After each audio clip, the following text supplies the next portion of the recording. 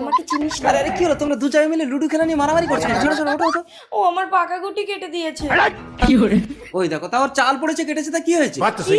ও আমার পাকা গুটি কেটেছে আর ওর হয়ে তুমি কথা বলছো? তার মানে ওর সাথে তোমার লাইন আছে? ওই দেখো ওর কথা শুনেছো? ঠিকই তো বলেছে, আমার বউয়ের হয়ে ও কথা বলবে কেন?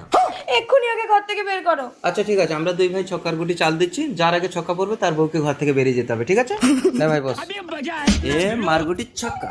ছক্কা পড়িস না চৌকা। চৌকা পড়েছে তো? আমার চৌকা পড়েছে, নে ভাই এবার তুই চাল দে। এই ছক্কা ফেলবে না?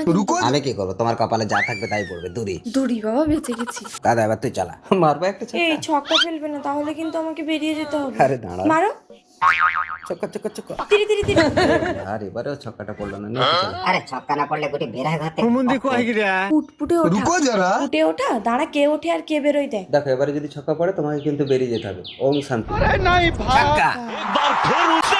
ছক্কা তুমি